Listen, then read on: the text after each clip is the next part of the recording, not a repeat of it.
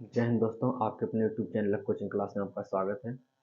आज फिर हम कक्षा 10 गणित में अध्याय 6 त्रिभुज से रिलेटेड कुछ इम्पॉर्टेंट बहुविकल्पीय प्रश्न लेकर आए हैं।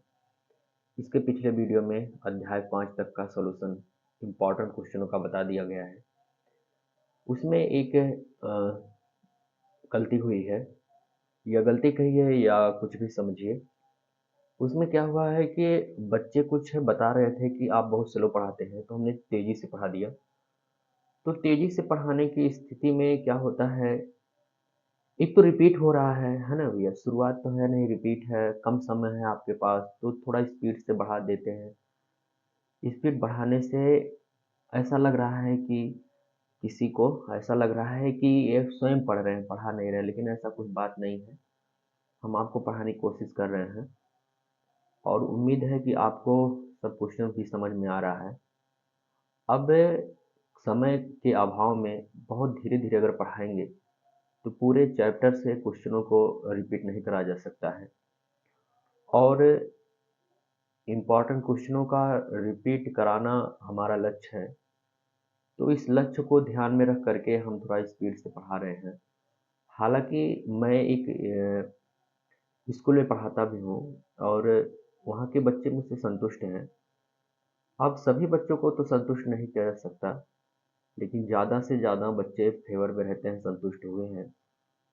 और उम्मीद करते हैं कि जो मेरे चैनल के माध्यम से बच्चे वीडियो देख रहे हैं, पढ़ाई कर रहे हैं, उनको भी ये समझ में आ रहा है। लेकिन क्या है कि कुछ लोगों को जैसे किसी के बारे में बोलने की आदत होती है, तो बोल देते हैं। कोशिश रहेगा कि हम धीरे-धीरे पढ़ाएँ। अब धीरे-धीरे पढ़ाने की स्थिति में सब क्वेश्चन रिपीट कराया जा सकता है या नहीं, इससे तो अब कैसे बताएँ, लेकिन कोशिश रहेगा कि ज़रूर से ज़रूर ज़्यादा से ज़्यादा क्वेश्चनों को हम रिपीट करवा दें आपका। ठीक भैया? तो जो पिछले वीडियो में स्पीड थोड़ा तेज़ी से हो गया है, वो स्पीड को हम धीमे-धीमे रख कर के आगे बढ़ेंगे। यदि आपको लग रहा है जिन बच्चों को बहुत धीमे पढ़ाते हैं, वो अपना स्पीड सेटिंग से स्पीड बढ़ा लें और बढ़ाने की स्थिति में आपका वीडियो तेज़ी से चलने लगेगा और कम समय में आप ज़्यादा क्वेश्चन देख सकेंगे। ठीक भैया? तो आइए देखते हैं क्वेश्चन नंबर पहला, जो बहुविकल्पीय प्रश्न का है। प्रश्न नंबर 1 कह रहा है, 2 आकृतियाँ जिनके आकार समान हो परंतु आमाप आवश्यक रूप से समान ना हो, वे आकृतियाँ कहलाती हैं। ये 2023 में आया हुआ क्वेश्चन है। समझने की कोशिश करिएगा भैया।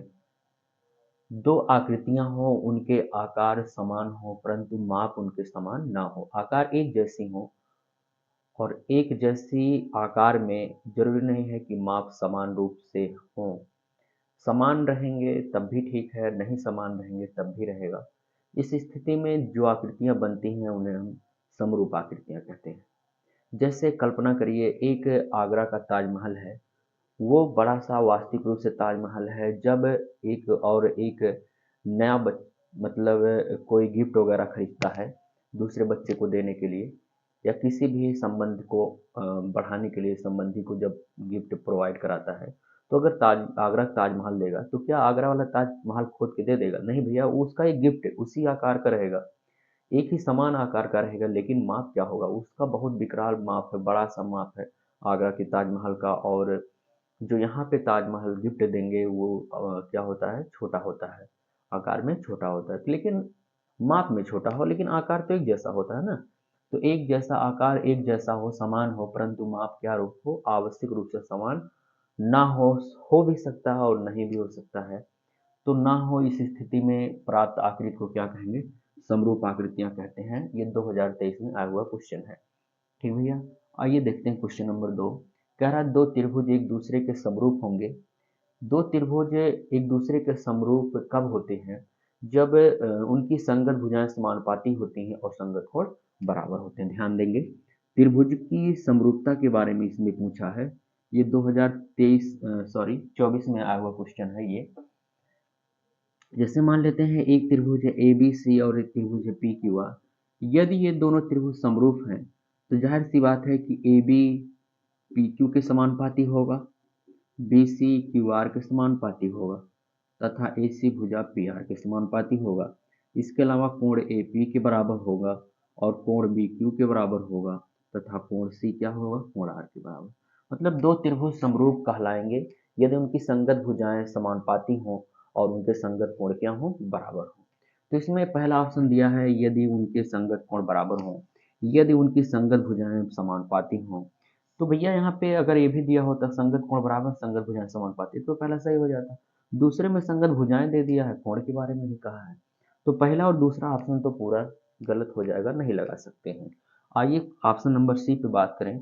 तो कह रहा है ए और बी दोनों, मतलब जो ए और बी में कंडीशन लिखा गया है, जो बहुविकल्पी में शर्त लिखा गया है, यदि वो दोनों शर्त एक में ही आ जाए तो ऑप्शन क्या हो जाएगा, सही हो जाएगा। तो इसमें जो सी वाला ऑप्शन है, उस ऑप्शन में ए वाला भी ऑप्शन सम्मिलित है और बी वाला भी ऑप्शन सम्मिलित है, इसलिए ये दोनों क्या हो जाएगा, ये दोनों पार्ट जब सी में ऑप्शन सी में उपस्थित हैं तो सी वाला इसका ऑप्शन सही माना जाएगा। उपयुक्त में से कोई नहीं तो ये ऑप्शन गलत माना जाएगा। ठीक भाई। इसके बाद क्वेश्चन नंबर 3 कह रहा है यदि त्रिभुज एबीसी और डी ई एफ है, ध्यान देंगे दो त्रिभुज हैं ए बी सी और एक त्रिभुज है डी ई एफ, दो त्रिभुज है, दो त्रिभुज में भुजाएं समानुपाती हैं। ए बी किसके समानुपाती है, डी ई के, ध्यान देंगे ए बी भुजा डी ई के समानुपाती है और बी सी किसके समानुपाती, एफ डी के, बी सी भुजा एफ डी के समानुपाती, यानी ये वाली इसके समानुपाती और ये वाला इसके समानुपाती है। तो दोनों त्रिभुज समरूप होंगे यदि, ध्यान देंगे, यदि इन दो समानुपाती भुजाओं के बीच का जो कोण है अर्थात कोण बी ये डी के बराबर हो जाए, तो साइड एंगल साइड नियम से ये दोनों त्रिभुज क्या हो जाएंगे, समरूप हो जाएंगे। समरूपता के 3 नियम होते हैं, एंगल एंगल एंगल समरूपता का नियम, साइड साइड साइड समरूपता का नियम और साइड एंगल साइड समरूपता का नियम। साइड एंगल साइड समरूपता नियम में क्या है, यदि किसी त्रिभुज की, मतलब दो त्रिभुज की दो भुजाएं संगत भुजाओं के समानुपाती हो और दोनों भुजाओं के बीच बना कोण भी आपस में क्या हो, बराबर हो। जैसे यहाँ ए बी समानुपाती है डी ई के और बी सी समानुपाती है एफ डी के, तो इन दोनों समानुपाती भुजाओं के बीच का कोण बी और यहाँ पे डी, ये दोनों कोण आपस में क्या होने चाहिए, बराबर। यदि ऐसा है, यदि ये दिया है तो आपको दिखाना पड़ेगा कि कोण बी किसके बराबर है, कोण डी की। यदि दोनों त्रिभुज, मतलब ये दोनों शर्त आ रहा है इन दोनों त्रिभुजों में, तो साइड एंगल साइड नियम से दोनों त्रिभुज क्या हो जाएगा, समरूप हो जाएगा।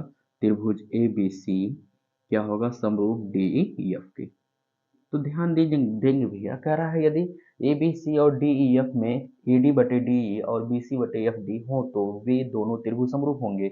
ये 2024 में आया हुआ सवाल है। यदि कौन सा कोण बराबर हो भाई, इन दोनों भुजाओं के बीच बना कोण डी और इन दोनों भुजाओं सॉरी बी और इन दोनों भुजाओं के बीच बना कोण डी आपस में क्या हो, बराबर है। यदि ये चौथा ऑप्शन आ रहा है तभी ये सर्वांग सम होंगे, तो इसका चौथा ऑप्शन सत्य माना जाएगा। तो देखिए भाई, आपके सामने 3 क्वेश्चन रखे गए हैं और तीनों क्वेश्चन में आपके दिमाग का यूज है, और दिमाग अगर आप सही चला रहे हैं, आप जानकारी रखे हैं चैप्टर 6 से रिलेटेड, तो आपको इन क्वेश्चनों का सॉल्यूशन देने में या विकल्प बताने में कोई दिक्कत नहीं होगी। आइए देखते हैं आगे के क्वेश्चन। तो दोस्त, क्वेश्चन नंबर 3 तक का सॉल्यूशन बता दिया गया। आपके सामने 3 क्वेश्चन और रखे गए हैं जो थेल्स प्रमेय के विलोम पर आधारित है। दोस्त, ये पूरा चैप्टर अगर हम बात करें तो समरूपता के 3 नियम पर आधारित है और एक थेल्स प्रमेय और एक थेल्स प्रमेय का विलोम, यानी 5 नियम अगर आपको आ रहा है समझ में और आप प्रूव भी किए हैं तो आप इस चैप्टर को पूरी पूरी भली वहाँ समझ सकते हैं। ठीक दोस्त, तो जो बच्चे अभी तक थेल्स प्रमेय या थेल्स प्रमेय का विलोम या जो समरूपता के नियम ये सब नहीं पढ़े हैं, हमारे इस वीडियो चैनल में पिछले 6वां अध्याय से रिलेटेड एक प्लेलिस्ट हमने बनाया है त्रिभुज से संबंधित। उसमें थेल्स प्रमेय का विलोम और समरूपता के जो 3 नियम हैं उनका प्रूफ हमने दिया है, और बच्चों से उम्मीद है कि वो जाकर देख करके अपना सीख बढ़ाएंगे, अपनी जानकारी बढ़ाएंगे। और उम्मीद है कि जो क्वेश्चन जो प्रमेय या जो नियम बता दिए गए हैं वो आपके बोर्ड एग्जाम के लिए, आपके लक्ष्य के लिए अहम होंगे। तो आइए देखा जाए क्वेश्चन नंबर 4। एक क्वेश्चन नंबर 4 का सॉल्यूशन। भाई अब तो सॉल्यूशन के साथ ही आंसर देना पड़ेगा। एक चित्र है जिसमें त्रिभुज ABC है। त्रिभुज ABC में दिया है DE समांतर BC। ध्यान देंगे, ये रेखा तीसरी भुजा के समांतर है।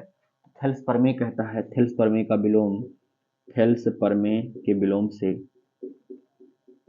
प्रतिच्छेद भुजाओं का अनुपात क्या होगा? विलोम से प्रतिच्छेद भुजाओं का अनुपात बराबर होगा, अर्थात AD बटे DB, AD बटे DB, DB बराबर होगा AE बटा EC। और इसमें EC का माप निकालना है, CE कहिए या EC कहिए, दोनों बात एक ही है। तो AD का माप कितना दिया है 1.3, DB का मान दिया है 3.9 बराबर AE का मान 1.5 और EC का मान मालूम नहीं, EC का मान निकालना है। यहाँ पे दशमलव हट जाएगा, एक एक अंक पे दशमलव है, 13 कम 13 3 39, तो यहाँ 1/3 मिलेगा।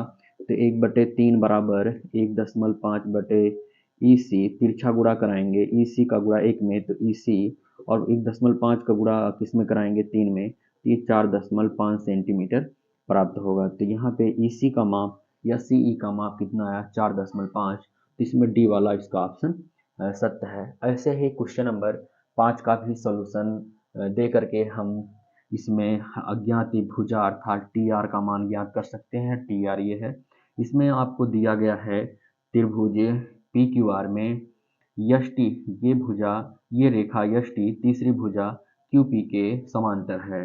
तो थेल्स प्रमेय के विलोम के अनुसार RT बटे TP बराबर होगा RS बटे SQ, और प्रतिच्छेद भुजाओं का अनुपात अगर बराबर है तो मान हम रख करके यहाँ से इसे सॉल्व कर सकते हैं। और आइए देखते हैं आगे के क्वेश्चन नंबर 6 का सॉल्यूशन। ये पांचवा जो है ये होमवर्क आपको दिया जा रहा है, क्योंकि जो चौथा क्वेश्चन लगाया गया सेम उसी पर पांचवा क्वेश्चन आधारित है, और इसका कौन सा विकल्प सही है इसके बारे में आप स्वयं लिखेंगे, आप बताएंगे कौन सा विकल्प सही है, और उम्मीद है कि आप जरूर इसका सॉल्यूशन देंगे। तो हम देखेंगे क्वेश्चन नंबर 6। क्वेश्चन नंबर 6 में भी कह रहा दिए गए चित्र में AD बराबर S+3, DB बराबर 3x+19 सेंटीमीटर और AE बराबर 1 सेंटीमीटर, EC बराबर 3x+4 सेंटीमीटर प्रतिच्छेद भुजाओं के मान दिए गए हैं। यदि DE ये रेखा तीसरी भुजा के क्या है समांतर है, तो आपको x का मान निकालना है। त्रिभुज ABC में क्या दिया है, DE समांतर है BC के, ये सवाल के अंदर दिया है। तो आप यहाँ थेल्स प्रमेय का विलोम लगा दीजिए। थेल्स प्रमेय के विलोम से, थेल्स प्रमेय के विलोम से क्या लिख सकते हैं, प्रतिच्छेद भुजाओं का अनुपात बराबर AD बटे DB, AD बटे DB बराबर AE बटे EC, बराबर AE बटे EC। तो AD का मान कितना दिया है भाई, AD का मान x+3 दिया है, और DB का मान कितना दिया है 3x+19 बराबर AE का मान कितना दिया है, यहाँ पे x दिया है, और EC का मान 3x+4 दिया है। इसी को हमें सॉल्व करके x का मान निकालना है। तो बराबर के दोनों पक्षों में भिन्न है, तो इसका सॉल्यूशन करने के लिए तिरछा गुणा, तिर्यक गुणा कराना पड़ेगा। तो ये हो जाएगा x+3 गुणे 3x+4 बराबर x गुणे 3x+19। x का गुणा 3x में कराएंगे तो 3x स्क्वायर होगा, x का गुणा 4 में कराएंगे 4x होगा, 3 का गुणा 3x में 9x होगा, और 3 का गुणा 4 में 12, फिर यहाँ पे x का गुणा 3x में तो 3x स्क्वायर होगा, और 19 का गुणा x में कराएंगे तो 19x होगा, है ना। तो यहाँ 3x स्क्वायर दोनों पक्षों में कैंसिल होगा, 4x 9x कितना हो जाएगा 13x, और प्लस 12 बराबर 19x, है ना भाई।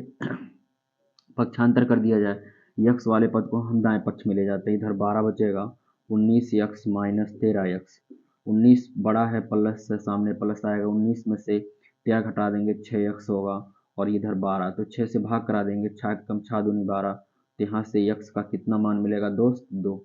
तो ये आपके सामने आंसर आ गया, x का मान 2 मिलना चाहिए। तो x का मान निकालने के लिए कह रहा है, तो इसमें कौन सा ऑप्शन सही होगा, इसमें सी वाला ऑप्शन सही होगा।